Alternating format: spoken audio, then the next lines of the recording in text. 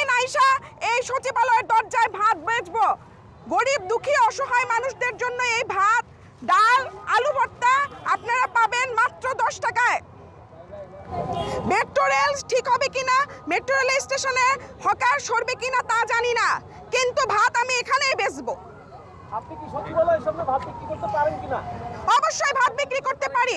যদি বাংলাদেশের গুরুত্বপূর্ণ স্থাপনা যেটা আমার টাকায় তৈরি হয়েছে সেটির সামনে যদি হকার বসতে পারে, হকার যদি বেচতে পারে, আমি কেন এখানে বসে বেচতে পারবো না? কারণ আমার টাকায় তো এই সচিবালয় তৈরি হয়েছে। বাধার সম্মুখীন হচ্ছে কিনা সেটা আপনারা এখন দেখতে পাবেন, কারণ আমি বেশ কিছুক্ষণ যাবতীয় সচিবালয়ের দরজায় ভাত বিক্রি করছি। যদি কেউ ফ্রাইড রাইস, পানি ইত্যাদি বিক্রি করতে চান তারা আসতে পারেন। আমার মনে হচ্ছে এখানে গ্রাহক বেশ ভালো, অনেক গ্রাহক। আমরা প্রথম থেকে আসার পরে অনেকগুলো প্লেট বিক্রি করতে পেরেছি।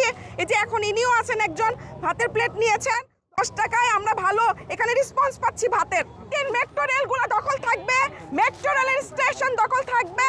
প্রতিদিন আইসা এই সচিবালয়ের দরজায় ভাত বেচবো।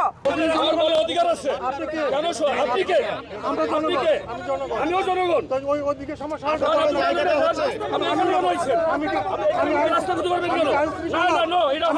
আপনি ওখানে যাই উঠেন না, ওখানে যাই উঠেন, ওখানে যাই উঠেন,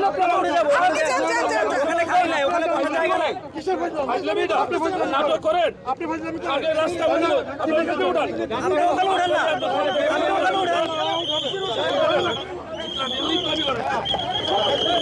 ভাতের পাতিল ধরেন, ভাতের পাতিল ধরেন ভাই, আপনারা ভাতের পাতিলটা ধরেন।